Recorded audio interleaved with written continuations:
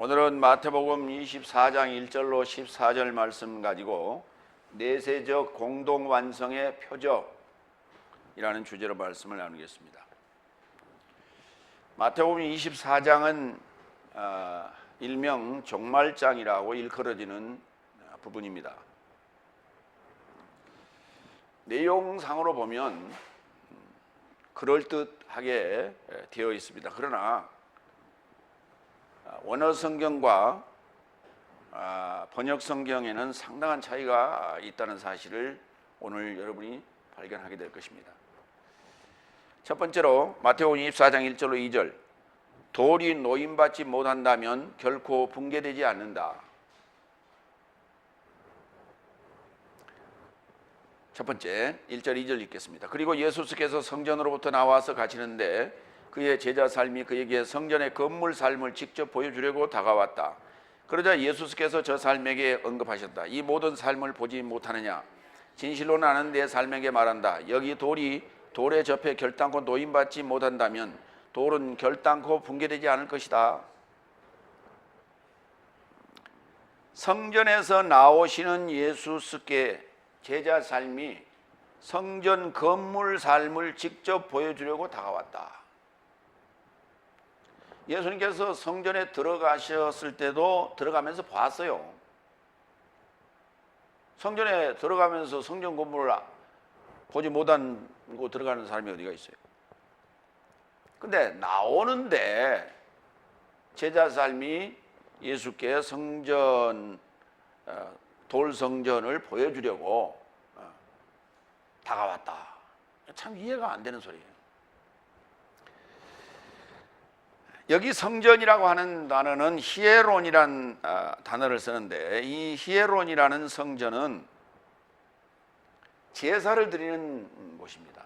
히에로스라고 하는 거룩하다라고 하는 의미에서 오게 되는데, 나우스 성전은 예수님의 육체를 가리켜 말씀하셨다고 했고요. 오늘 여기 등장하는 히에론이라는 성전은 건물적 성전을 얘기하는 거예요. 마태복음 21장 12절 보겠습니다. 그리고 예수께서 하나님의 성전에 이르고자 들어가셨다. 그리고 성전 안에서 사고 파는 모든 삶을 내쫓으시고 환전상 삶의 상과 비둘기 파는 삶의 의자를 뒤집어 엎으셨다. 이게 이제 마태복음 21장서부터 23장까지가 예수님께서 예루살렘 히에로솔리마 성에 입성하여서 행하신 일 중에 한 부분입니다. 거기에 이제 히에로솔리마 성전에 들어가셨다라고 하는 부분이 마태복음 21장 12절에 나옵니다. 그리고 오늘 본문에 24장 1절에 성전에서 나오시게 되는 거예요. 그러니까 21장, 22장, 23장은 성전 안에서 하신 말씀이에요. 에베소 2장 20절로 22절 보겠습니다. 건물에 대해서 오이코도메라고 하는데요, 그리스도스 예수께서 친히 모퉁이 돌이 되사 네 삶이 사도 삶과 예언자 삶의 터 위에 세우심을 받았으니 그 안에서 모든 건물이 서로 연락되어 주 안에서 성전에 이르고자 자란다. 여기에서 건물이라고 하는 것이 오이코도메. 건물이라고 하는 것은 자기 스스로 이렇게 서 있는 게 아니라 여러 가지 기둥과 보와 벽이 서로 연락하고 연결되어서 세워지게 되는 것이죠. 그런데 그것이 왜 그러한 건축물이 세워지느냐? 성전에 이르고자 하는 것이다. 22절, 네 삶도 주 안에서 하나님의 처소에 이르고자 영 안에서 함께 지어져 간다. 그러니까 결국은 우리가 지어져서 완성된다라고 하는 것은 하나님의 집이 된다는 거예요. 하나님의 성전이 된다는 거예요. 그래서 여기 히에론이라고 하는 이 건물도 결국은, 이 성전도 결국은 하나님의 성전, 거기서 거룩한 예배를, 제사를 드릴 수 있는 그러한 건물적 형태라고 하는 것을 지금 설명하고 있어요. 그러니까 나우스라는 성전도, 히에론이라는 성전도 보여지는 것을 가지고 얘기도 하고 실제로는 영적인 의미의 이 하나님의 성전으로 이게 발전한다 하는 내용을 기억하시기 바랍니다. 예수님께서 이제 그 제자 삶에게 이렇게 말합니다. 이 모든 삶을 보지 못하느냐 그랬어요. 그게 뭐냐면 21장서부터 23장까지 사두개인, 장로, 서기관, 바리새인 삶의 행태들을 그것을 위선자 삶의 행태라고 말했어요. 이런 형태들을 보고도 성전 건물에 대하여 관심을 가지고 그것을 예수님에게 보여주려고 하는 그게 도대체 이해가 안 되는 행위를 지금 하고 있다고 예수님께서 말씀을 합니다. 이게 그 내용이 바로 2절의 상반부예요. 그리고 2절의 하반부는 이렇게 말했습니다. 여기 돌에 접해 노임받지 못한다면 돌은 붕괴되지 않을 것이다. 그래서 우리 개혁성경에 뭐라고 했냐면 2절 한번 읽어보면 대답하여 가라사대 이 모든 것을 보지 못하느냐 내가 진실로 너희에게 이르노니 돌 하나도 돌 위에 남지 않고 다 무너뜨리우리다. 예루살렘 성전이 돌로 만들어 지어졌는데 지금 예루살렘 성전의 성벽이 다 무너지고 AD 70년 로마의 디도 장군에 의해서 다 무너지고 지금 현재 일부가 남아있는데 그게 이제 통곡의 벽이에요. 그 통곡의 벽 일부 남아있어요. 예루살렘 성전이 다 무너지지 않았어요, 사실은. 왜냐하면 성벽이 일부가 남아있고 성전도 그대로 있어요. 근데 그게 AD 70년에 무너질 것을 예수님께서 2절에 말씀하신 것처럼 그렇게 번역을 해놨어요. 그런데 제가 조금 전에 읽었던 원전을 번역한 부분은 무너지지 않는다고 되어 있어요. 붕괴되지 않는다고 되어 있어요. 그 부분을 먼저 원전으로 한번 살펴봅니다. 우메 앞에 때 그랬어요. 우메 앞에 때 결단코 노임 받지 못한다면 이렇게 되어 있어요. 노임 받는 거예요. 노임 받지 못한다면 수동태입니다.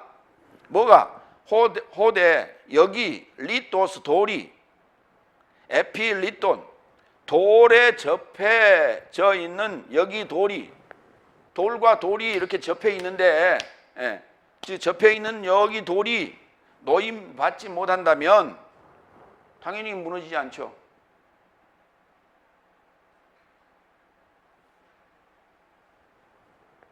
이 얘기가 무슨 말이냐면 이 얘기가 무슨 말이냐면 23장 37절을 우리가 기억해야 돼요.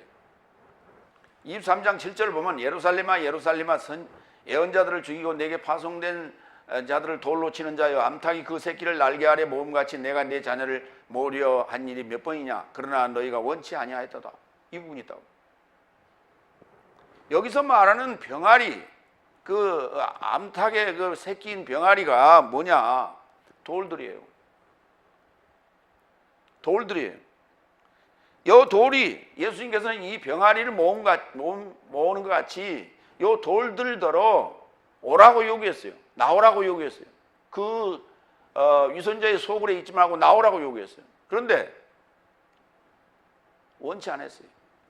또한 놔주지도 않았고요. 붙들고 있는 돌이 요 돌을 놔주지도 않았고 요 돌도 나오려고 생각지도 않았어요. 그 얘기를 하는 거예요 지금.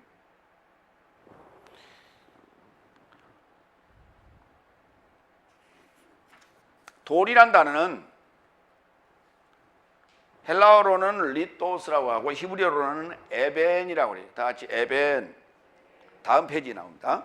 에벤이라고 하는데 그 에벤이란 돌이 무슨 뜻이냐면 처음에 에벤 할 때 에에 해당되는 알레프는 나는 또는 나의 본성이라는 의미예요. 본성적 의미예요. 그게 떨어지면 벤 아들이 되는 거예요. 이게 돌이에요. 그러니까 하나님께서는 요 자기 자아가 충만한 이 돌팍들을 하나님의 아들 만드시는 거예요. 그거를 그렇게 표현했어요. 돌이라고. 돌. 그러니까 구약에 보면 순 돌 얘기예요. 예수님도 지금 오늘 또 돌 얘기를 하고 계십니다. 제 아들이 지금 그 돌 성전을 보여주려고 예수님에게 다가왔단 말이에요. 21장, 22장, 23장 그렇게 수많은 이야기를 했는데도 돌 성전 보여주라고. 그러니까 예수님께서 지금 야, 이 돌들아 하는 얘기예요. 지금. 너희도 돌이구나. 저 돌들도 깨닫지 못하고 지금 나오지 않는데 너희도 돌이구나. 그런데 개정계획은 뭐라고 했냐? 개혁개정은 뭐라고 했냐? 돌 하나도 돌 위에 남지 않고 다 무너뜨려지리라 그랬어요. 이게 개혁한글이나 개혁개혁이 똑같습니다. 그러면 킹제임스 버전은 뭐라고 했는가? There shall not be left here on stone upon another. 예.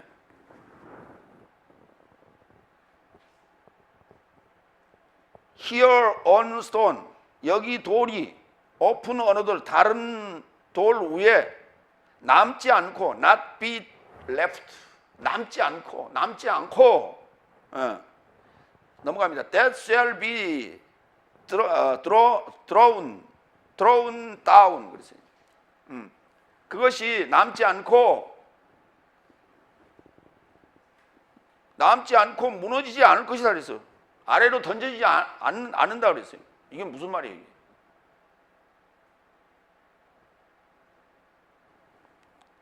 이 레프트라고 하는 단어는 리브의 과거 분사형인데, 리브라는 말은 떠나다예요. 그런데 not be left로 쓰게 되면 이건 남지 않는다가 돼요.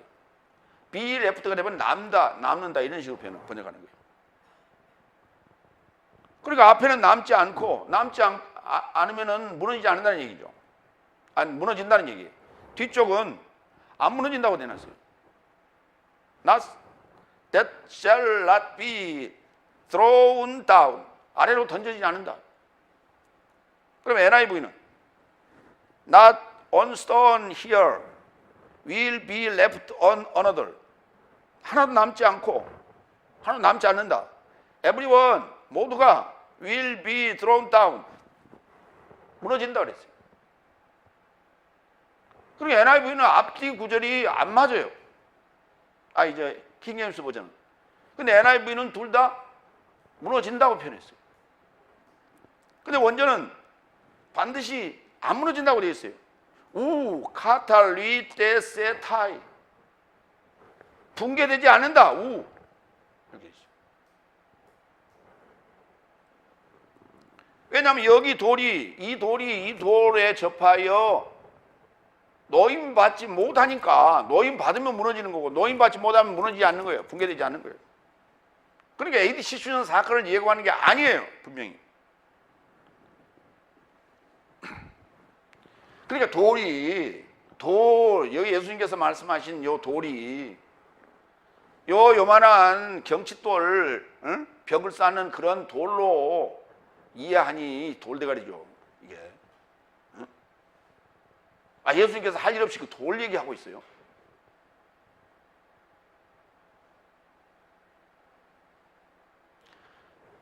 제 아들이 사람들이 보여주는 그것을 보고도 예수님께서 그걸 빗대서, 그걸 비유로 해서 말씀하실 때 다른 내용의 얘기입니다. 그러지 그 얘기를,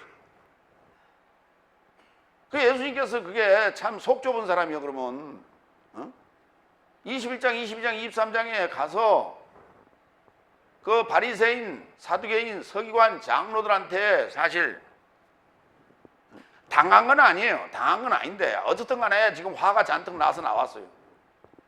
그래놓고 그 감람산에 앉아갖고 저기를 내려다보면서 예루살렘 성을 보면서 저 무너질 것이다. 다 무너질 것이다. 저주를 하고 있는 거예요 지금.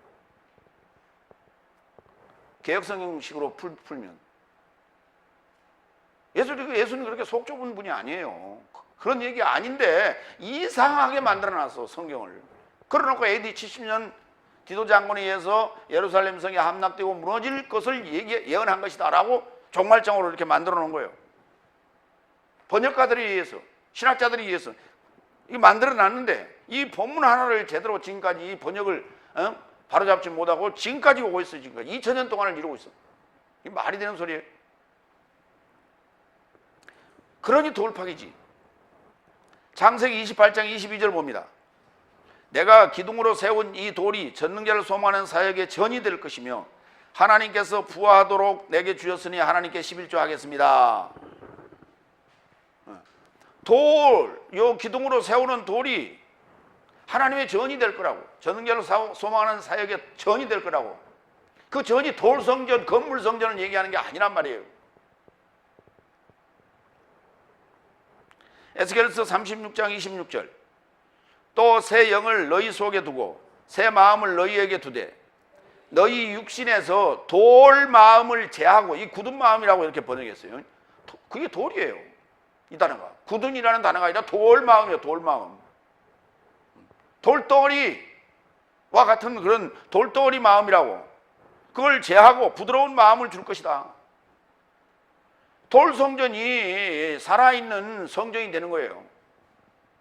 뭘 떼면, 에벤에서 알렙을 떼버리면 그게 하나님의 아들이 되는 거예요. 상속자. 그걸 성전이라고 성경은 얘기하는 거예요.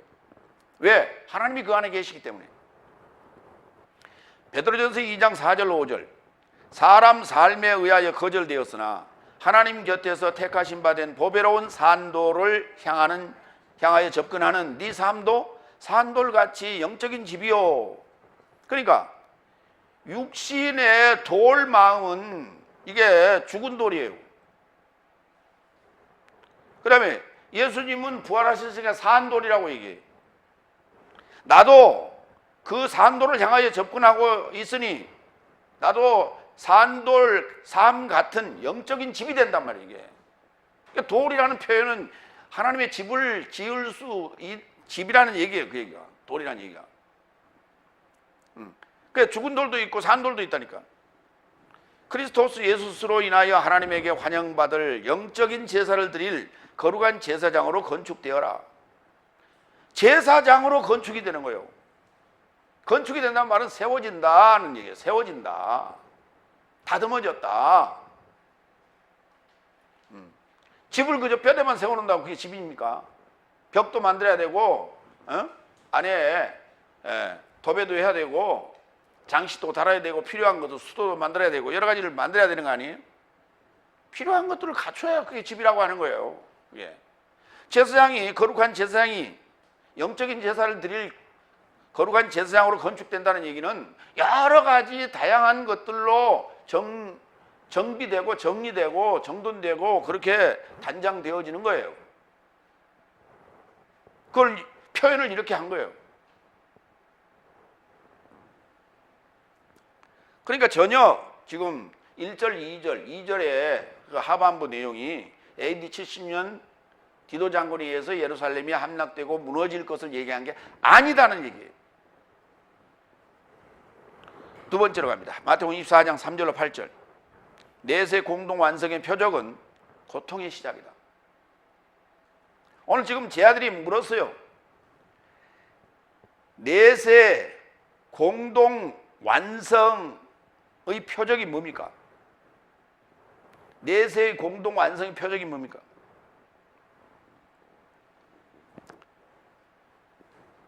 3절에 이제 묻기 시작합니다. 3절 우리 다 같이 읽습니다.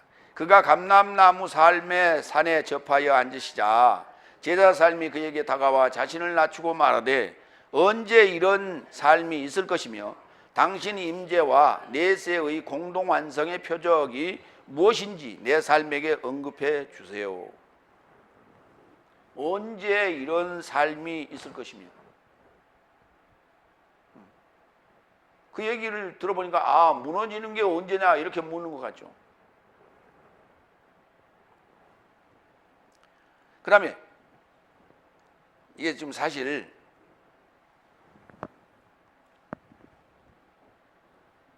붕괴되지 않을 것은 그건 언제라고 물을 이유가 없잖아요. 붕괴되지 않는다고 그랬는데. 그러면 언제 이런 일이 있을 것이며 라는 얘기를 먼저 얘기를 했습니다마는 당신이 임재 사건과 내세 공동 완성의 표적, 이 표적들이 무엇이며 이 표적들이 나타나는 게 언제 있을 것입니까? 이걸 묻는 거예요. 그런데 우리 개혁성경은 이걸 뭐라 했냐면 내세 공동 완성이라는 표현을 세상 끝에는 그랬어요. 여러분, 내세라는 것은 현세와 내세, 미래적인 얘기예요. 네, 미래적인 얘기인데 미래 세대의 완성될, 그것도 공동으로 완성될 표적이 어떻게 무엇으로 나타납니까? 라고 하는 거예요. 그게 언제 나타납니까? 이거예요. 지금. 그것에 대해서 언급해 주세요. 네. 이게 언급해 주세요라고 했는데 여기 명령어를 썼어요. 그래서 명령을 이렇게 썼어요. 이렇게 번역했어요. 달라라고 하기는 좀 뭐해서 이렇게 썼습니다. 감람나무 삶의 산에 왜 거기서 앉으셨을까? 예루살렘에 보면 예루살렘 그 성과 건너편에 보면 감람산이 있는데 그 위치를 이제 그 성경이 묘사해 놓은 것 같이 지금 해놨습니다. 근데 왜 감람산이었을까를 한번 따져봤어요. 로마서 11장 16절로 18절에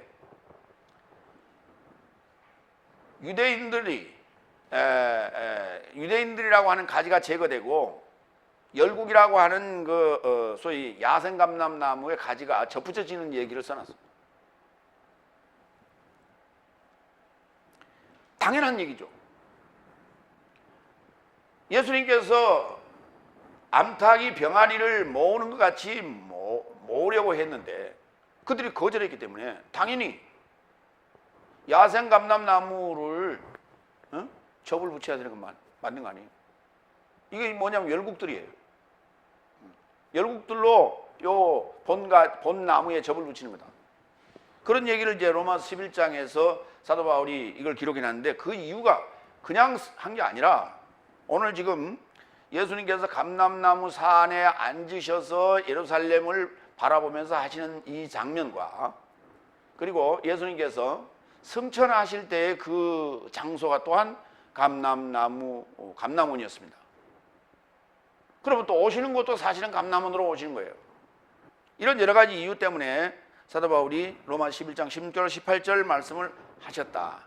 읽어보겠습니다. 그러니 첫 열매가 거룩한 즉 떡덩어리도 거룩하고 뿌리가 거룩한 즉 가지도 거룩하다. 그래서 어떤 가지 삶이 잘라졌고 야생 감람나무인 네가 저 삶 안에 접붙이고 있다면 감람나무의 뿌리와 기름짐의 공동 참여자가 되었다. 너는 가지 삶이라 자랑하지 말라. 네가 자랑하고 있다면 네가 뿌리를 짊어지지 않고 오히려 뿌리가 너를 짊어지는 것이다.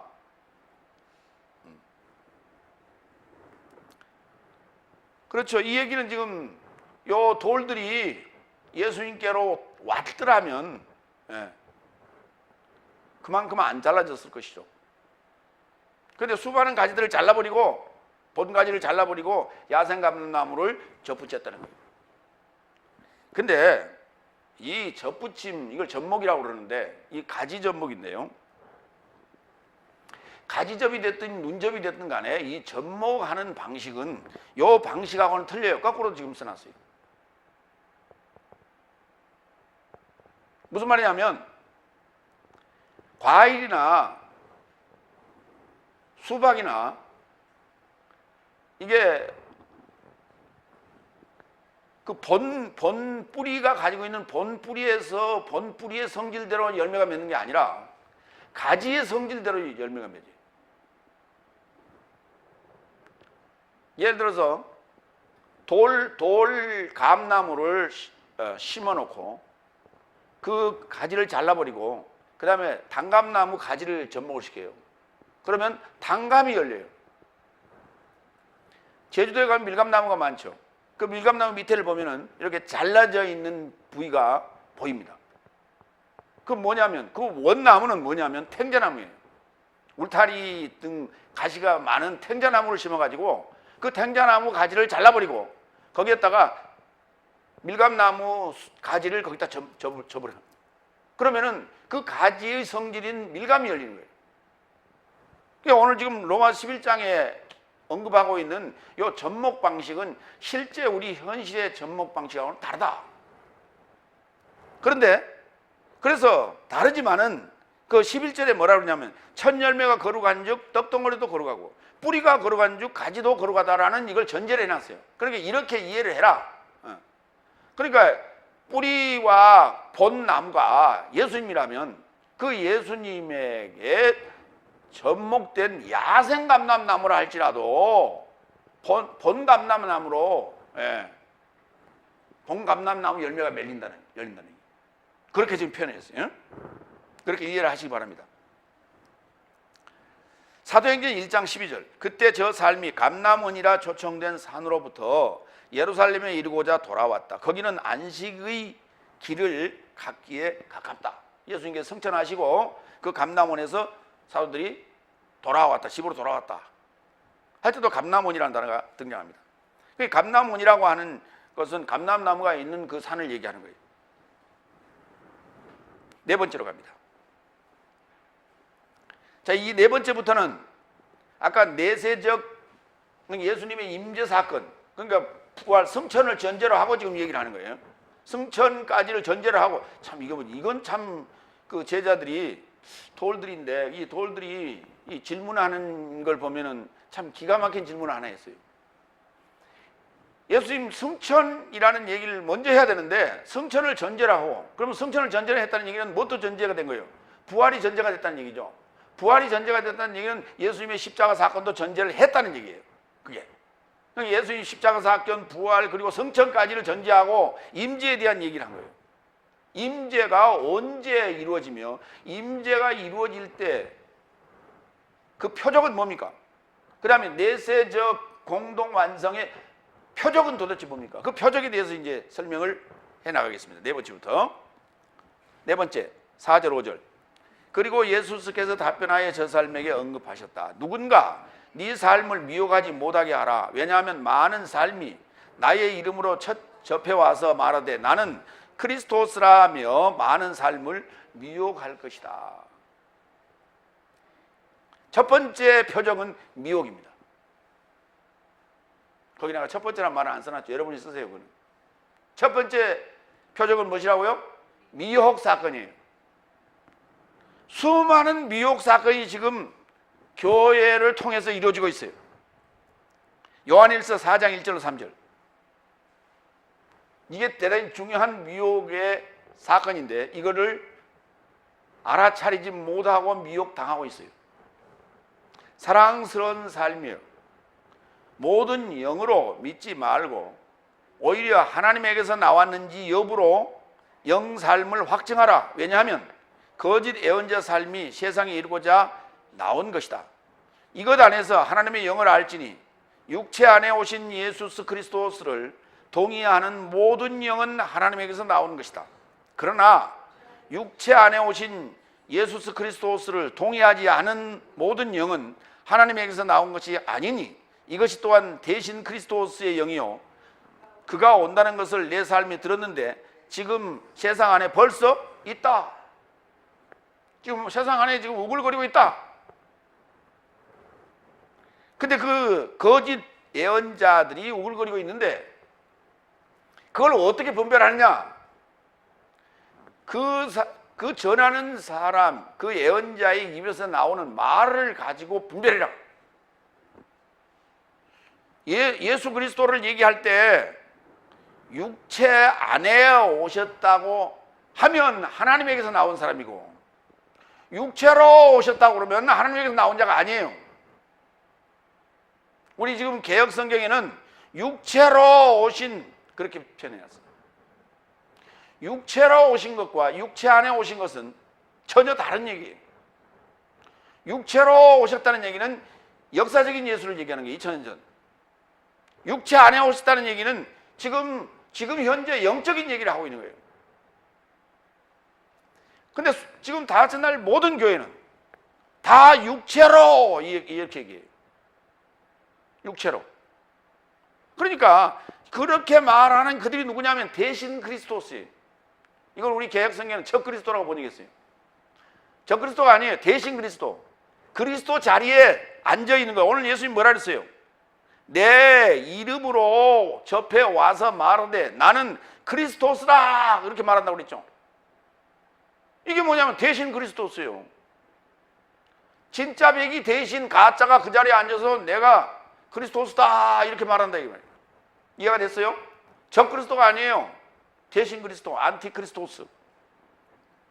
이것이 첫 번째 미혹 사건 표적이라고요. 표적. 여기 징조. 더 설명합니다. 데살로니가 후서 2장 7절로 12절. 왜냐하면 불법의 비밀이 이미 활동하였습니다.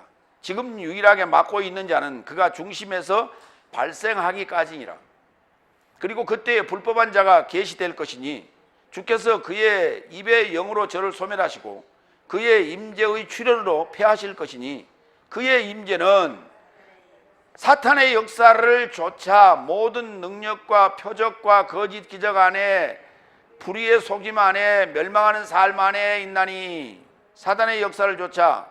그러니까 예수님의 임재가 어디에 있다고요? 사탄의 역사가 없는 곳에는 예수님의 임재가 있을 이유가 없다는 거예요. 예수님의 임재는 심판하러 오시는 거예요. 심판주로 오시는 거예요. 그러니까 반드시 이 표적이 나타난다. 사탄의 역사적 표적이 나타난다. 뭘로 한다고요? 능력과 표적과 거짓 기적, 불의의 모든 속임, 멸망하는 삶 안에 있나니 저런 삶에 대신하여 자기 삶을 구원함에 이르고자 진리의 사랑을 맞이하지 않았다. 진리의 사랑을 맞이하지 않는 자들, 진리하고는 전혀 상관없는 것에 미혹되어 있는 거예요. 그러니까 미혹하는 자들은 진리 이런 거 얘기 안 해요. 진리 얘기하면 딱딱해. 에? 따져야 돼. 에? 에. 육체 아니냐? 육체냐? 따져야 돼 이걸. 그러니까 그런 건 뭐야? 그건 왜 필요해? 그냥 예수만 믿으면 되지. 예수만 믿으면 구원. 믿기만 하면 구원. 예수 천당 불신지요. 그 다 미혹이에요. 미혹. 예. 쉬운 방법으로 얘기하는 거예요. 예수만 믿으면 되지. 뭐 그렇게 따져? 성경을 왜 그렇게 따져? 쪼개고. 왜 쪼개? 그 자기 할 줄 모르니까 하기 싫어서 그런 거예요. 귀찮아서. 나는 하기 좋아서 하는 게 아니요. 나도 안 했으면 좋겠어. 그렇게 편하게 했으면 좋겠어. 11절. 또한 이를 인하여 하나님은 사탄의 역사를 통해서 사탄의 역사가 진행이 될 때 그때 그리스도의 임재가 나타나시는데 이를 인하여 하나님은 거짓말로 저 삶을 믿게 하려고 미혹의 역사를 저 삶에게 보낼 것이니. 이게 누가 허락하신 거라고요? 사탄의 역사를 누가 허락했어요? 하나님이 허락했다니까. 뭐 하라고? 그 미혹 받으라고. 미혹될 자들은 미혹 받으라고.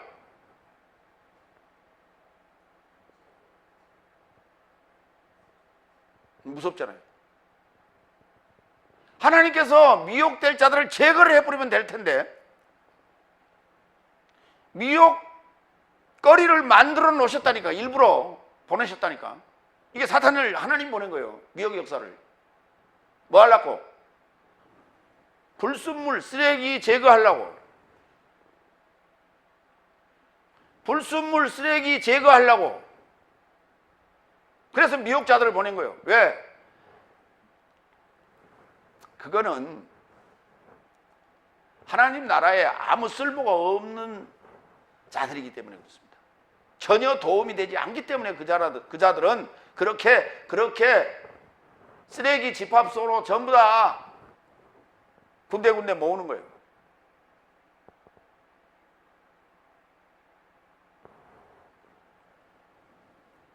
(12절) 이는 진리로 믿지 않고 오히려 불의 안에서 좋게 생각하는 모든 삶이 판결받게 하려 하심이라. 무서운 얘기예요, 이 얘기가 정말. 어? 이 무서운 역사예요, 하나님이. 아니, 사탄을 잡아서 없애버리면은 간단하고 쉽게 갈 거를 왜 그 덫을 놓고 그걸 가다가 걸려 넘어지게 만드냐. 미혹의 역사라고 하는 건 그런 거거든요.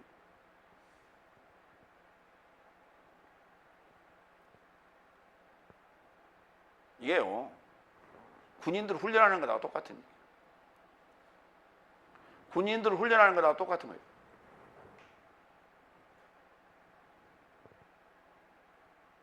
요새 지금 양심적 병력 거부자들에 대한 대체 복무 얘기가 지금 화제거리인데요. 군대 가기 좋아하는 사람 누가 있어요? 총 쏘기 싫어서 안 간다고요? 에? 나는 사람을 죽일 수 없다고요? 아니, 요새 군대 가가지고 전쟁이 안 일어나는데 방어적 성격이란 말이에요. 현재는 우리 군대가 방어적 성격이에요. 그러니까 방어적 성격이라도 상대가 침략을 해 들어오면 총을 쏴야죠. 그래서 훈련하는 거예요. 총도 쏘고 각계 전투도 하고 훈련하는 거예요. 근데 그 훈련이 힘들지, 사실 복무기간은, 훈련이 마치고 난 복무기간은 힘들지 않아요, 별로. 근데 뭐 집총 거부한다고 총을, 그거 다 핑계예요, 군대 가기 싫어서.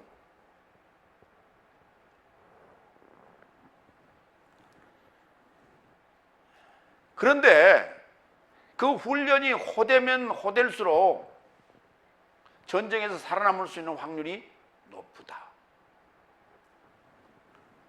월남 전쟁에, 베트남 전쟁에 참여했던 자들의 이야기를 들어보니까 가기 전에 얼마나 훈련을 세게 받았는지,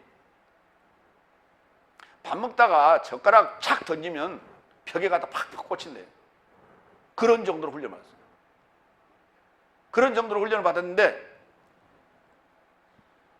베트남에 도착해가지고 이제 그 야간에 소대 또는 분대 단위로 그 동출하려 보초를 나갑니다. 그래서 이제 여기 좀 우묵한 데가 있어서 거기다가 위에다가 이슬을 막으려고 판초이를 딱 이렇게 치고 났는데 순간 뿅 하더니 요 판초이가 샥 날아갔어요. 저기 쏜 거야, 총을. 그러니까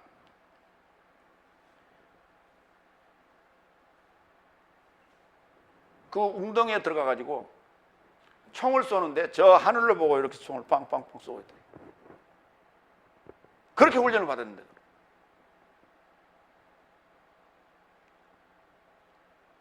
그러니까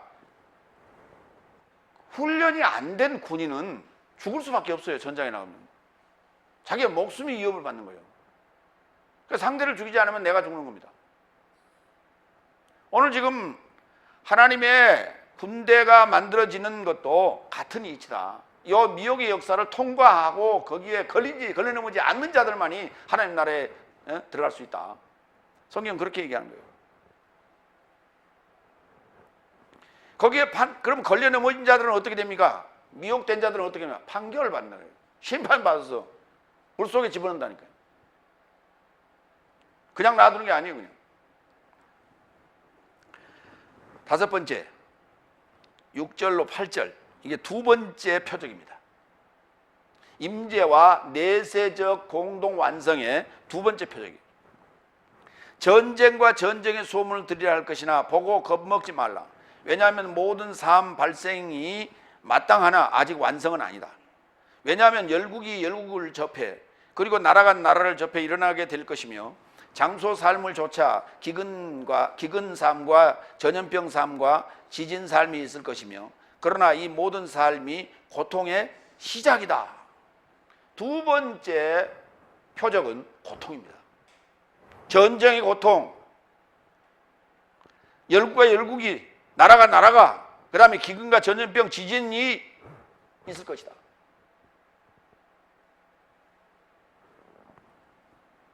이 고통의 시작이에요. 자, 무슨 전쟁인가 보겠습니다. 여러분, 지구상에 지금 전쟁이 있는 곳은 현재 어디입니까? 현재 어디예요? 시리아에서 지금 내전이 있죠. 그 다음에 저쪽에 아프리카, 동부 아프리카 쪽에 지금 뭐 난민, 이번에 난민 일부 왔죠. 예멘. 네, 거기서도 내전입니다. 내전 정도의 전쟁이 지금 있지. 그러니까 국지전이에요.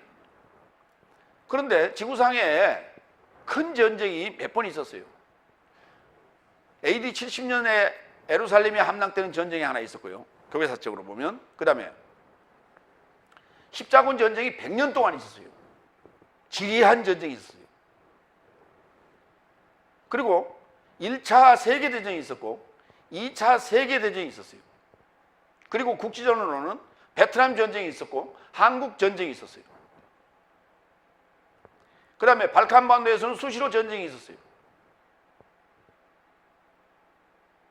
그 다음에 아메리카에서는 노예 해방 전쟁이 있었어요.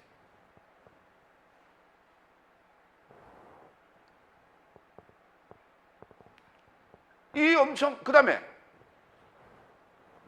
중국이라는 땅덩어리 안에는 삼국지에 보면 엄청나게 전쟁이 많았어요. 뭐 우리나라도 마찬가지예요. 삼국 통일한다고 신라가 또는 고려가 백제와 신라가 당나라가 수많은 전쟁을 했어요. 수많은 전쟁을 했는데도 어땠어요? 정말 왔어요, 안 왔어요? 그 지금 현재는 어때요? 전쟁이 많아, 없어요? 적어요? 지금 평화시대예요, 평화시대. 평화시대. 북한에서 지금 핵을 만들어가지고 미사일 만들어가지고 위협을 가하니까 그거 지금 살살 달래고 있잖아요. 야, 잘 살게 해줄 테니까 그거 내놔. 그래, 알았어요. 내놓을게요. 말은 그랬더니. 근데 세부적인 지금 협상이 지금 제대로 안 돼서 지금 그래 하고 있는. 저거 뭐 타결되겠죠. 타결이 안 될 수가 없어요. 왜냐? 북한에 이미 이 자본주의 물결이 완전히 들어가 있어요. 고난의 행군이라고 하는 그 김정일 시대에 그 힘든 세월을 지나는데 뭘로 지냈냐? 그게 시장 경제라고 하는 그 시장에서 사고 팔고 하는 이런 그 행위를 통해서 북한이 그 힘든 세월을 견뎌내고 지금도 견뎌내고 있는 거예요. 그러다 보니까 그게 뭡니까? 자본주의 경제 물결 아니에요. 이미 다 들어와 있어요. 특히 평양이라고 하는 곳은 지금 우리 대한민국하고 다를 게 없어요. 전부 다 핸드폰 들고 다니고요. 다. 그렇게 돼 있어요. 근데 지금 이런 상황에서 계속해서 압박을 가하고 독재 정치를 하고 한다고 공산주의 정치를 한다고 해서 당에서 뭘 줘야 될까요? 줄 게 뭐가 있어요? 지금 다 경제 제재를 해놨는데. 그러니까 문을 안 열 수가 없어요. 북한은. 그래서 앞으로 전쟁은 점점점 지구상에서 없어지게 돼 있어요. 근데 무슨 놈의 전쟁, 나라와 나라가, 열국과 열국이 싸우는 일이 어디가 있어요? 다니엘서 12장 1절로 4절 보겠습니다. 이것도 종말 때 늘 나오는 단골 구절입니다. 그때 내 민족을 호위하는 대군 미가엘이 일어날 것이요 또 환란이 있으리니 이는 개국 이래 그때까지 없은 환란일 것이며 그때 내 백성 중 무릇 책에 기록된 모든 자가 구원을 얻을 것이라. 그러니까 미가엘이 나타나야 돼. 미가엘이 나타나야 되는데 그게 지금 표적의 두 번째 전쟁을 위한 거예요. 미가엘이. 그리고 이제 구원을 얻는 일이 이제 환란과 구원을 얻는 일이 있게 되는 것이죠. 2절 땅의 티끌 가운데서 자는 자 중 많이 깨어 영생을 얻는 자도 있겠고 수욕을 받아서 무궁히 부끄러움을 입을 자도 있을 것이며 지혜 있는 자는 궁창의 빛같이 빛날 것이요 많은 사람을 옳은 대로 돌아오게 한 자는 별같이 영원토록 비치리라. 다니엘아, 마지막 때까지 이 말을 간수하고 이 글을 봉함하라. 많은 사람이 빨리 왕래하며 지식이 더하리라 그랬어요. 자, 마지막 때에 무슨 일이 벌어지냐? 사람이 빨리 왕래하고 지식이 더해진다. 지금 비행기 타고 왔다 갔다 지금 열차가 있고 지금 곳곳마다 온통 도로가 다 뚫어져 가지고 쉥쉥쉥 달리고 지금 인터넷이라고 하는 것이 전 세계를 망으로 형성이 돼 가지고 스마트폰이 지금 뭐 4G, 5G가 지금 나와서 엄청난 속도로 지금 빠르게 전송을 하고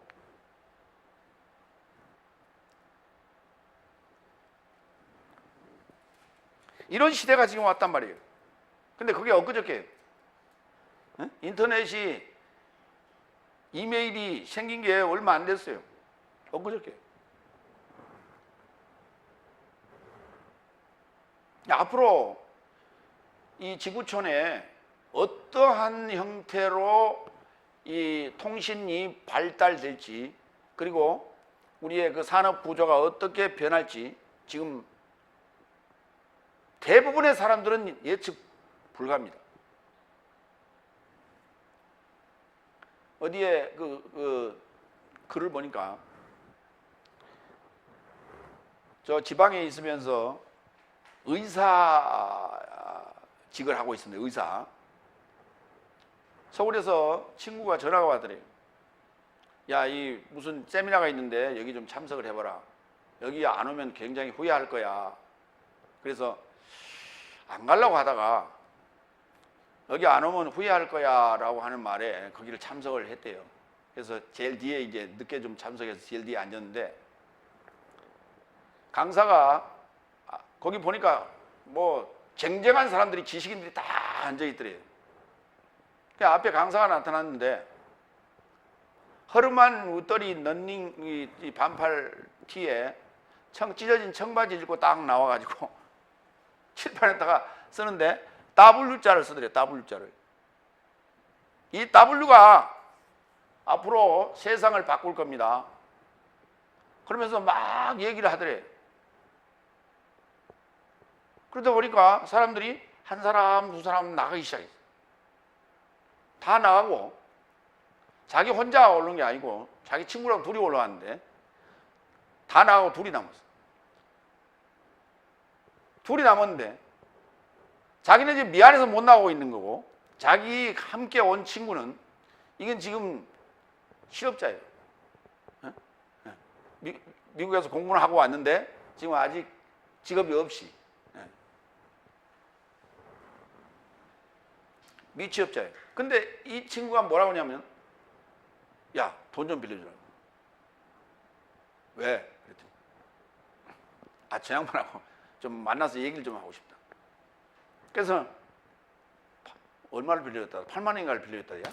그랬더니 그 강의한 사람을 가서 붙잡고 나하고 얘기 좀 합시다. 그래갖고 저녁 내 술집에 앉아서 얘기를 했지. 그게 뭐냐? 따예요. WWW. 인터넷이었습니다. 그 사람이 뭐가 됐느냐, 나중에. 지금 현재 다음 사장이 됩니다. 그때 실업자로 옆에 참석했다가 돈 좀 빌려줘 했던 친구가. 근데 그럼 나중에 그 사업을 시작할 때도 돈 좀 빌려줘 그래갖고 시작한 거예요. 사무실 하나 없대가지고. 근데 이런 세계가 올 거를 누가 알았냐 말이에요, 당시에. 그거를. 그 강의했던 사람이 지금 다음이고, 이 사람은 다른 그 회사를 차렸던 사람이에요. 그게 지금 뭐, 갑부가 됐죠, 다. 앞으로 21세기 현재 다가온 산업 구조는 4차 산업이라고 합니다. 4차 산업. 4차 산업을 누가 경험해 본 사람 아무도 없잖아요. 어떻게 변할지 아무도 몰라. 여기에 빨리 우리는 눈을 떠야 되는데, 눈을 뜨지 않으면은 다 그냥 세월이 흘러간 다음에 이제 그게 이게 뭐냐 하고 이제 그때 가서 이게 구경하고 또 접해서 사는 거예요. 성경도 마찬가지예요. 지금 제가 이렇게 번역해서 이렇게 주장하고 있는데 많은 사람들은 그게 왜 필요합니까? 예수만 믿으면 되지 라고 얘기한다고.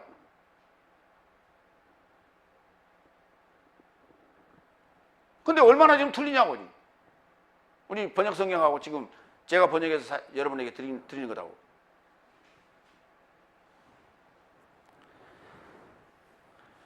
계시록 12장 7절로 9절 봅시다. 여기도 누가 나타나냐면 미가엘이 등장합니다. 그리고 하늘 안에 전쟁이 발생하였는데, 그러니까 다니엘서 12장 1절에 내 민족을 호위하는 대군 미가엘이 일어날 것이라 했죠. 이 미가엘이 일어나면서 환란이 시작돼요. 그런데 계시록 12장 7절로 9절에는 그것을 하늘의 전쟁이 있었다고 얘기하는 거예요. 여러분, 하늘에 무슨 전쟁이 있어요? 하늘의 전쟁은 공중전이죠. 하늘의 전쟁은 공중전. 비행기들이 서로 전투기가 떠서 하는 거예요. 근데 그 전투기 조종사로서 미가엘이 등장했다는 얘기입니까? 하늘에 무슨 놈의 전쟁이 있었어요? 앞으로 있을 것이라고요? 읽어봅니다. 그리고 하늘 안에 전쟁이 발생하였는데 미가엘과 그의 사자 삶이 용에 역행하여 싸웠고, 용하고 싸웠답니다. 용과 그의 사자 삶도 싸웠으나 저 삶이 이기지 못하여 더 이상 하늘 안에서 저 삶의 장소가 발견되지 않았다. 그리고 큰 용이 내던져졌다. 본래 뱀, 마귀라 초청된 자와 사타나스, 거주지 전체를 미워가는 자, 그가 땅에 이르고자 내던져졌고 그의 사자 삶도 그와 더불어 내던져졌다. 그럼 하늘의 전쟁이 있었으면 그 다음 차례는 이제 땅의 전쟁이 있을 거예요. 이게 환란이라고 그러는 거예요, 지금. 땅의 전쟁이. 그러면 하늘의 전쟁이 어디서 있었냐? 그 하늘이 어디냐? 저 밖에서 아까 있었던 전쟁이 아니라니까요. 미가엘과 사탄과 저 하늘에서 싸운 적이 있었어요? 앞으로 또 있을 거라고요? 언제 있을런지 모르겠네요.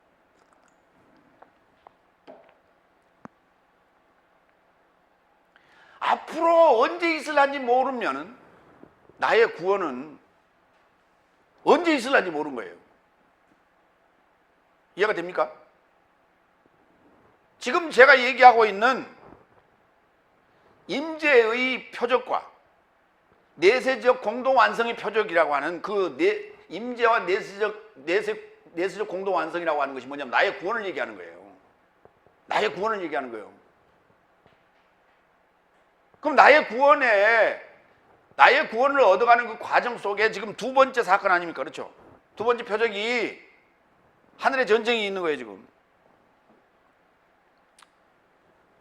근데 이 사건이 지금 있어야 되는 거예요. 지금 있어야지. 앞으로 있을 거면 나의 구원도 언제 있을지 모른다니까. 지금 있어야 돼. 그리고 너희가 미혹을 받지 않도록 조심하고 그런 일이 있어도 겁내지 말아야 된다니까. 그 얘기를 하고 있는 거예요, 지금. 그래야 내 구원이 완성이 되는 것이지. 앞으로 있을 일이다. 그건 나하고 뭔 관계가 있어? 나의 구원도 앞으로 언제 있을지 모른다니까. 이런 사건들이 있어야 나의 구원이 임박했다고 말하는 거예요. 아모스 8장 11절. 기근. 주 여호와께서 가라사대 보란 날이 이를지라 내가 기근을 땅에 보내리니 빵을 위한 기근이 아니며 물을 위한 갈증도 아니요 여호와의 말씀을 듣기 위한 이함이라 그랬어요. 근데 우리 이 아모스 8장 11절을 뭐라고 번역해 놨냐면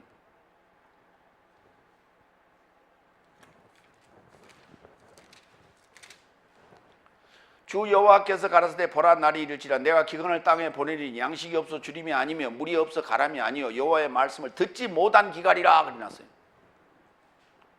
여호와께서 말씀을 듣지 못하게 기갈을 보내요. 하도 말씀을 진리를 안 찾으니까 기근과 기갈을 보내서 배고픔과 갈증을 느끼게 하는 거예요, 지금. 근데 지금 현상을 보면 말씀이 풍년이에요. 인터넷 들어가면 홈페이지가 교회 홈페이지가 얼마나 많은지 몰라. 유튜브에 들어가면 설교가 얼마나 많은지 몰라. 넘치고도 넘쳐. 기독교 서점에 가면 책이 넘치고도 넘쳐. 아니 기독교 분야만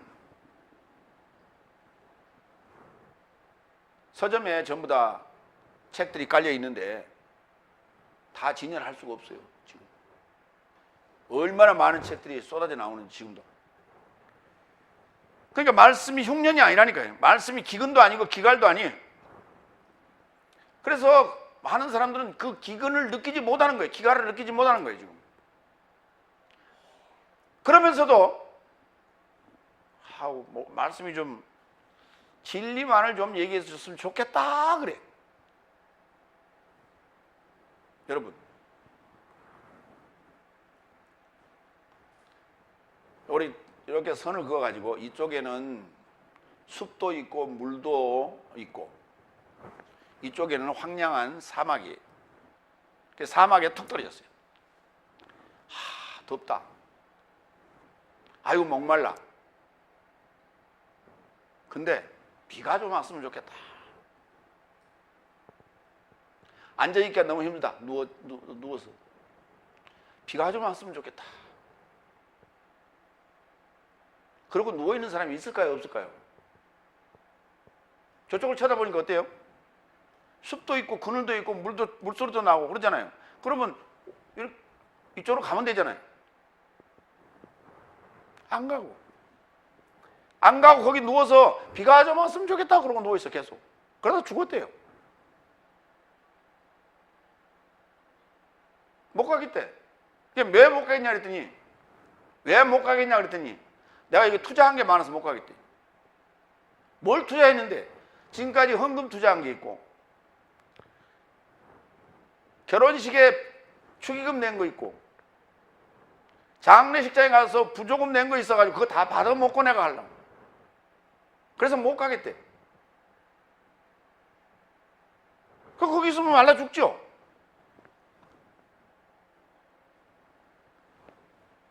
이게 참 비우니까 문제예요. 이게. 사도행전 24장 5절로 6절 전염병. 왜냐하면 이 장정을 전염병과 거주지를 조차 모든 유다이안 삶에게 분쟁을 일으키는 나조라이오스, 나사렛입니다. 나조라이오스 삶의 파당의 두목임을 발견하였고 저가 성전도 더럽히려고 시험하여서 저를 붙잡았으니 내 삶의 법을 따라 판결하기를 원합니다.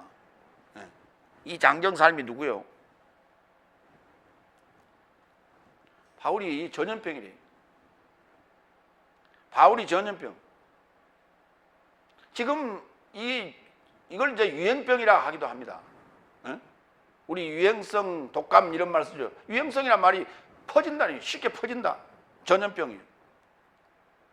기독교 안에 수많은 이 유행들이 지금까지 퍼졌다 사라지고 또 새로 만들어지고 수없이 만들어졌어요. 요즘 어째 기도원 자주 다녀요, 사람들? 많이 다녀요? 그것도 유행병이라니까. 그것도 한때는 유행하다고 사라졌어요. 심령 대붕에 요새 합니까? 사라졌어요. 축복 대성에 합니까? 사라졌어요. 요새 큰 운동장, 잠실 운동장, 무슨 체육관 거기 빌려갖고 대메모드 세미나 해요, 안 해요? 안 해요, 그거. 2010년대 들어서면서 사라졌어요. 그게 왜 사라진 줄 아세요? 사람들이 눈치를 채가지고 안 오는 거예요. 그럼 뭘 눈치를 채느냐? 이게 사업이구나. 이게 돈 뜯어내는 사업이구나. 왜 괜히 뭐 유명하다고 걔가 그래가지고 미국에 뭐 외국에 이 사람들 불러다가 세미나 하고 은사 세미나 하고 뭐 하면서 헌금 뜯어내고 하는 그런 이게 사업성이 있구나. 이런 게 이제 서서히 드러나다 보니까 사람들이 안 오는 거예요. 성도들이. 저기 수원에선가는 이런 사건이 있었어요. 당시에 그 택시기사 그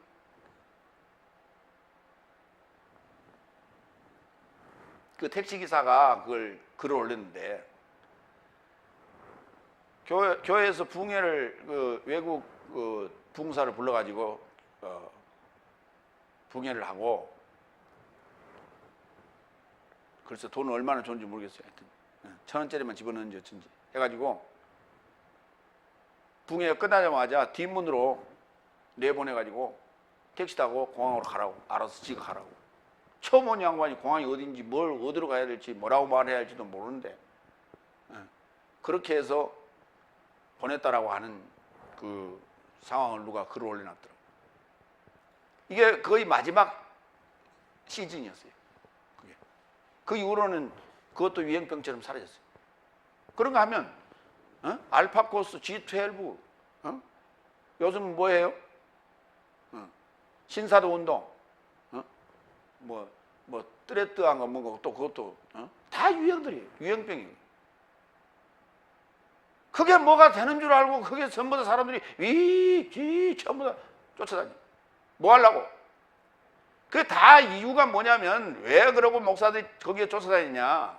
교회 부흥, 성장을 목표로 하고 다니고.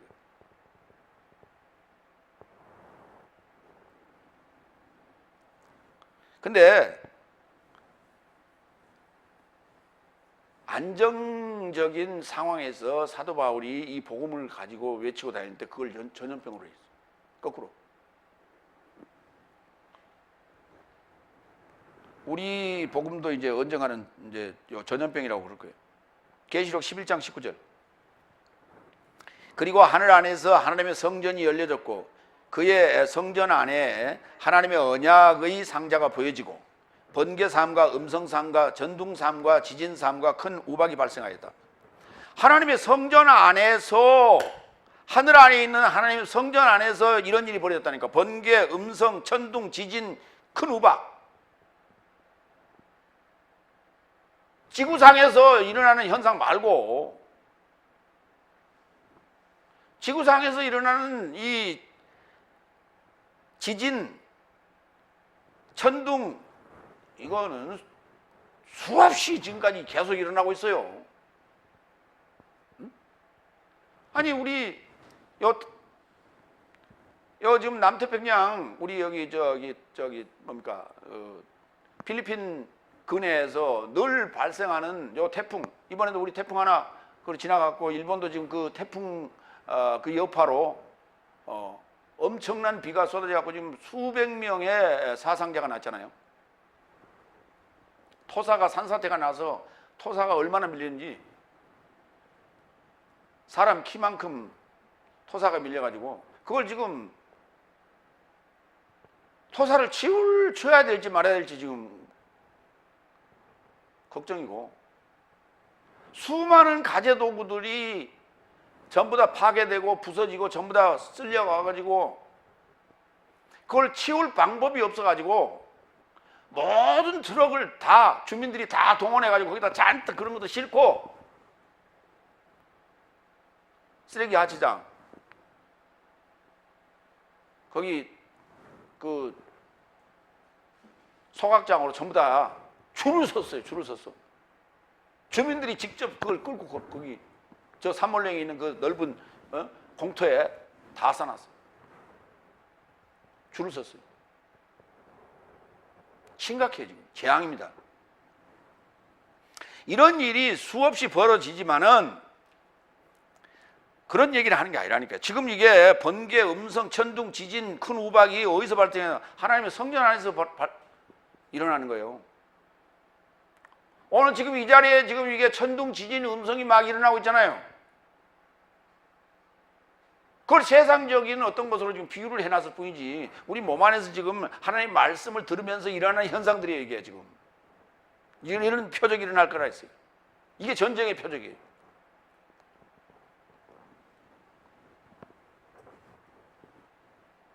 세 번째,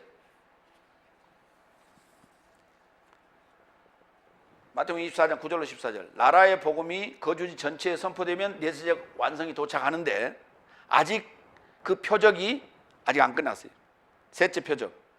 여섯 번째, 9절. 그때 저 삶이 네 삶을 환난에 이르고자 넘겨지고 네 삶을 죽일 것이다.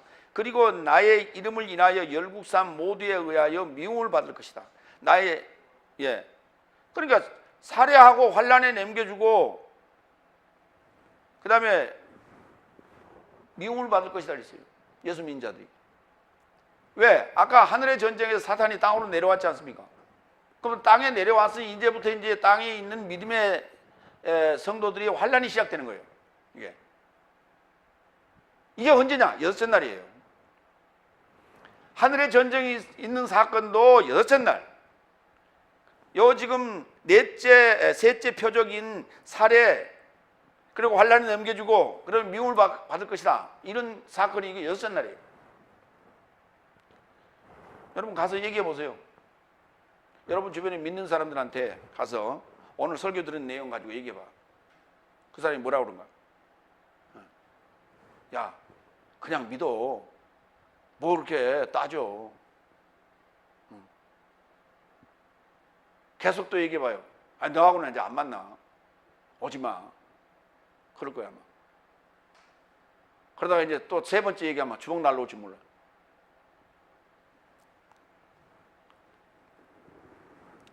자, 실제 성경에 살해되고 감금되고 이런 사건들이 사도행전에 있었죠. 한번 보겠습니다. 사도행전 4장 2절 3절.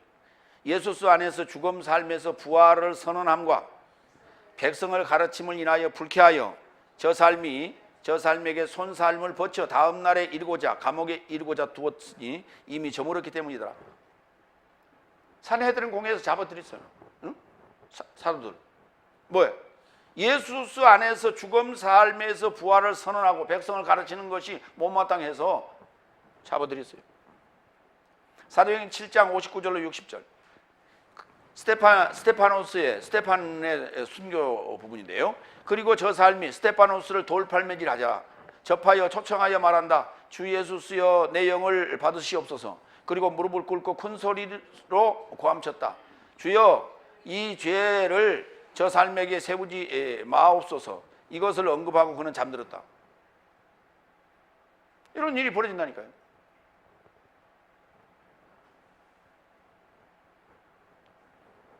이게 지금 여섯째 날, 일곱째 날 일어날 거예요. 사도행전 12장 1절. 그런데 그 날을 조차 왕 헤로데스가 교회로부터 어떤 해를 가하려고 손은 삶을 뻗쳤다. 그래서 그가 요한네스의 형제 야고보스를 칼로 제거했다. 사도 중에 첫 번째 순교자가 생긴 거예요. 야고보.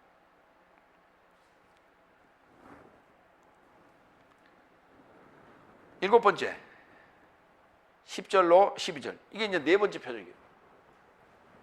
그리고 그때 많은 삶이 실족될 것이며 서로 삶을 넘겨줄 것이며 서로 삶을 미워할 것이다.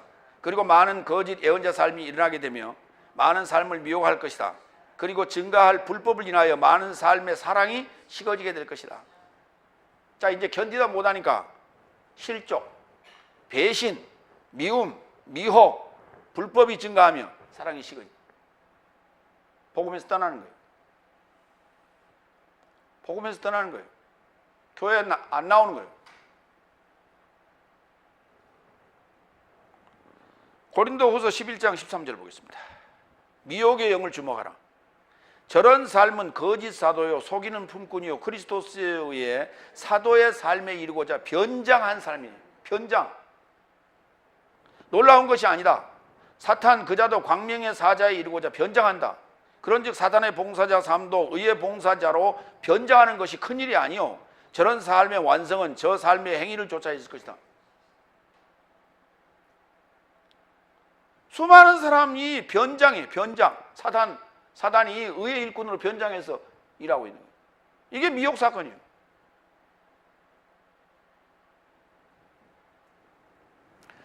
데살로니가후서 2장 1절로 4절. 형제 삶아 내 삶이 네 삶을 간청하는 것은 그리스도스 예수스 내 삶의 주의 임재와 동그라미 쳐 거기 임재 그의 접한 내 삶의 모임에서 초월하여 지각으로부터 네 삶을 속히 흔들림 받지 않게 하려 하며 미혹받아서 배신하거나 실족하거나 이렇게 안 되게 하려 합니다.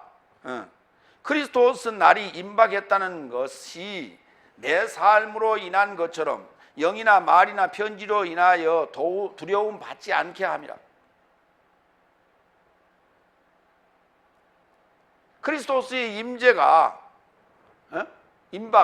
그리스도의 날이 임박했다는 것은 두려움을 주자는 얘기가 아니라는 거예요.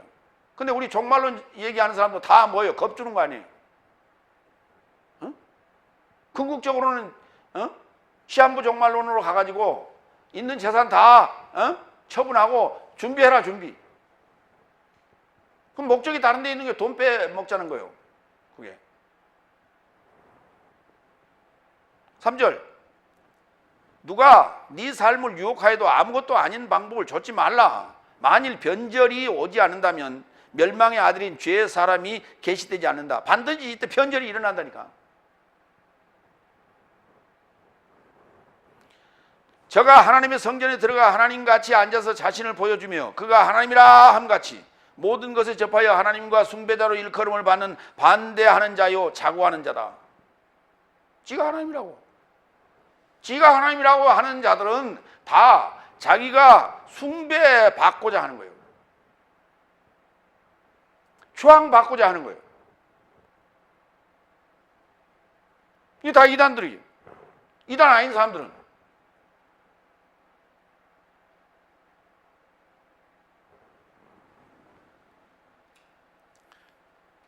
이단 아니라고 안심해서는 큰 코 다친다. 거기는 물이 없어요. 근데 비 좀 왔으면 좋겠다라고 누워있다니까.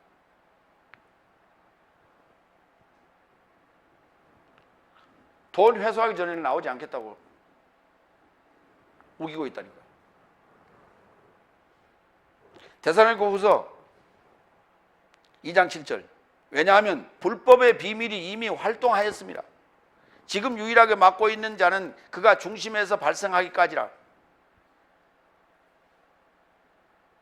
중심에서 발생하기까지 그 자가 지금 맡고 있는 거예요. 그러니까 예수님이 임재가 되시면 그때는 심판이에요. 심판.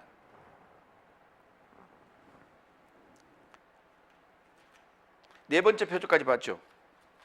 네. 이제 결론. 여덟 번째 14절. 그러나 완성에 이르고자 견디는 자는 구원을 받을 것이다.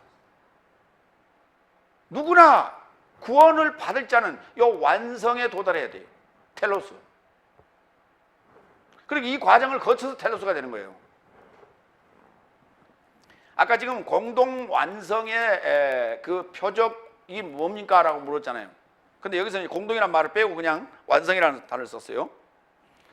13절. 그리고 이 나라의 복음이 열국 삶 모두에게 증명에 이르고자 거주지 전체 안에 선포될 것이며 그때 완성이 도착할 것이다. 무슨 복음이 전파된다고요? 읽어보세요. 대답해 보세요. 무슨 복음이 전파된다고요? 나라의 복음이 뭐냐고요? 천국 복음 여러분 많이 들어봤죠? 근데 나라의 복음 들어봤어요?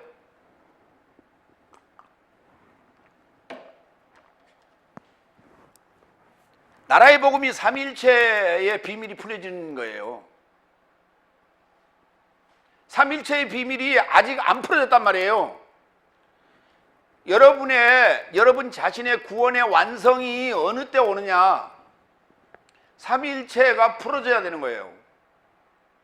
그 삼위일체가 풀어져서 이해되고 내 삶으로 그것이 완성되어져야 돼. 그게. 근데 삼위일체가 지금 뭔지도 아직도 모르고 앉았는데, 그게 무슨 구원의 완성은 언제 와? 여러분 그래도 삼위일체에 대해서는 들어봤죠? 삼위일체를 어떻게 이해하라 그랬어요? 다 같이 따라합니다. 삼위가 하나 되는 것이 하나님이 나타나심이에요. 하나님이 나타날 때는 삼위가 하나로 나타나는 거예요. 더 쉬운 말로 3요소가 되어야 하나가 되는 거예요. 하나님이 나타나려면 그 안에 3요소라고 하는 것이 이렇게 딱 결합이 돼야 돼요. 그것을 비유로 설명하는 것이 나라예요. 나라를 다른 말로 하면 뭐라 그래요? 국가의 3대 요소. 국민, 영토, 주권. 이 국민, 영토, 주권이 있어야 나라예요. 그렇죠? 그렇잖아요. 그 복음이라고, 그와 같은 복음. 하나님이 나타나시는데 아버지와 말씀과 성령이 셋이 이렇게 결합이 돼야 하나님이 나타나신다니까. 그 하나님이 나타나서 그분이 예수님이에요. 그리스도 예수예요. 그분이 우리에게 다시 복음을 줘서 우리를 구원의 완성을 시켜가는데 우리를 뭘로 만들어내냐? 또 삼일체로 만들어내요. 물과 피와 영으로. 이게 땅의 증인이에요. 예수님은 하늘의 증인, 우리는 땅의 증인. 의 삼위일체로 완성되는 거예요. 그걸 나라의 복음이라고 하는 거예요. 반드시 6째 날을 거쳐야 돼요. 그 나라의 복음이 완성된다는 것은. 근데 그 거치는 과정 속에 요 4가지의 표적이 나타난다. 근데 그것이 4가지 표적이 그냥 눈으로 이렇게 보는 표적이면 얼마나 좋아. 다 우리가 몸으로 견뎌내야 되고 막아내야 되는 고통들이었다. 고통.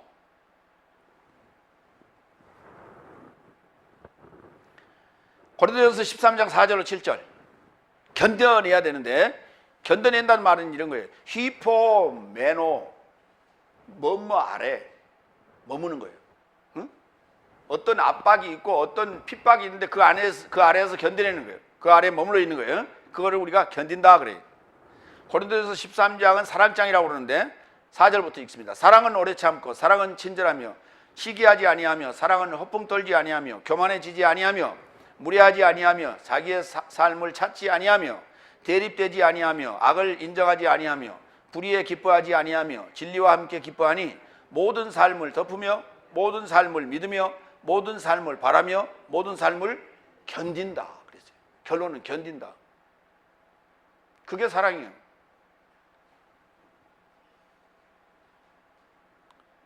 우리 사랑하니까 결혼합시다. 이제 싫어졌으니까 이혼합시다. 그건 사랑이 아니에요. 싫어져도 견뎌야 돼. 왜? 좋아질 거니까.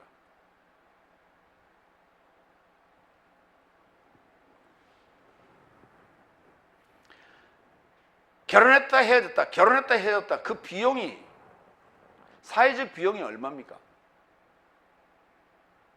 응? 사회적 비용이라고 하는 것은요, 개인적으로도 낭비요. 둘이 같이 살면 집 한 채에 있으면 되잖아요. 근데 따로 떨어지면 집이 2채가 필요하잖아요.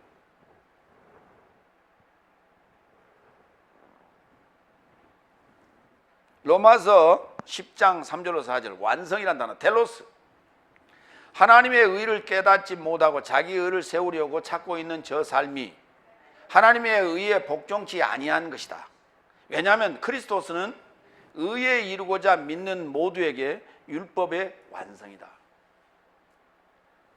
그러니까 그리스도스가 하늘의 증인이라고 그랬죠. 하늘의 삼위일체라고 그랬죠. 그게 구약의 완성이 예수님. 그러니까 다섯째 날의 완성이 예수님이 여섯째 날에 오시는 거예요. 여섯째 날의 완성이 사도 삶이 되는 거예요. 그 여섯째 날과 일곱째 날의 삶의 내용이 오늘 지금 언급한 네 가지의 표적이에요. 예. 고린도전서 15장 23절로 24절. 그러나 각자 자기 차례 안에서 되리니 첫 열매인 그리스도스요, 다음에는 그의 임재 안에서 그리스도스의 소유된 삶이요, 그 후에는 완성이니 텔로스니, 저 삶이 모든 머리와 모든 권한과 모든 능력을 멸하시고 나라를 하나님 아버지에게 넘겨드리는 때다. 나라를, 삼일체를 하나님께 넘겨드리는 데. 응? 주님이 십자가에서 죽으실 때 뭐라고 그랬어요? 내 영을 주께 드립니다. 받으라고 그랬잖아요. 그러니까 나라를 하나님의 아버지에게 넘겨드리는 때 완성된 삼위일체를 드리는 거예요. 삼위일체가 안 된 것은 하나님 받질 않아요. 이게 구원의 완성. 베드로전서 1장 9절. 네 삶의 믿음의 완성인 목숨의 구원을 마련하는 것이다. 우리가 구원을 얻는다는 건 뭐냐면 믿음의 완성이에요. 목숨의 구원이고 믿음의 완성이 목숨의 구원인 거예요.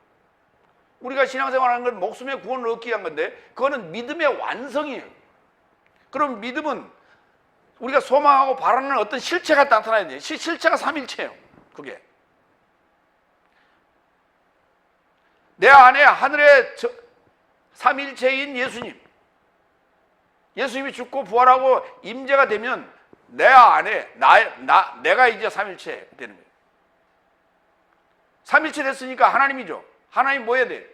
복음 전해야죠. 복음 전하지 않고 구원 얻겠다? 그런 구원은 없어요. 성경에 그런 구원은 없어. 스테판이 순교당했잖아요. 복음 전하다가 순교당한 거 아니에요. 순교하는 그 순간에도 지금 복음 전했잖아요. 난 복음 전하지 않고 나는 그냥 교회만 열심히 다니다가 그냥 구원 얻고 가려고요? 그런 건 없어요. 성경에 어디도 그런 말은 없어요.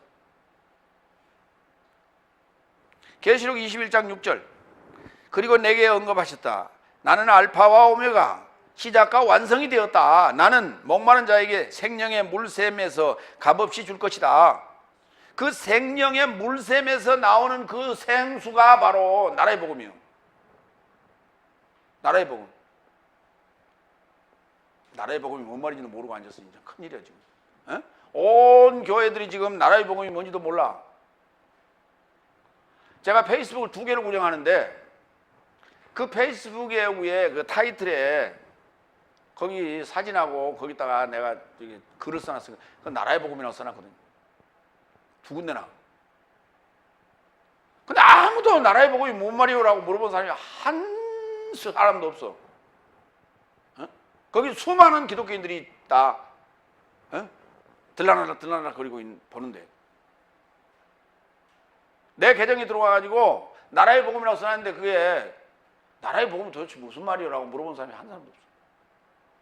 왜? 흔하게 들어보는 소리가 아니에요. 그 소리가 내가 처음으로 한 소리예요. 그 소리가.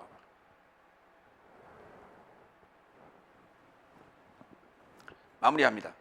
내세적 공동완성의 표적은 공동 고난을 믿음으로 견뎌내야 돼요. 그거는 뭐예요? 전쟁, 기근, 전염병, 지진 등등. 예. 겁내지 말고 예수의 이름으로 인해 사탄의 방해, 박해, 살해, 미움, 미혹에서 실족, 변절, 포기해서는 안 되며 나라의 복음이 거주의 전체에 선포되면 내세적 공동완성, 공동상속이 완성되는데 이것을 목숨의 구원이라 한다. 그러니까 나라의 복음이 완성되지 않으면, 다시 말해서 복음화가 이루어지지 않으면 변절할 수밖에 없어요. 교회를 떠날 수밖에 없어요. 믿음에서 떠날 수밖에 없어요. 다섯째 날 믿음이 그 믿음이 아닌 거예요. 근데 우리는 다섯째 날 그 믿음이 전부인 줄 알고 다들 나 구원 얻었네, 너 구원 얻었네 하고 있다. 그 메마른 사막에서 빨리 생명의 물샘으로 나오라. 이게 여러분들이 지금 가서 전해야 될 복음의 메시지인 거예요. 기도하겠습니다.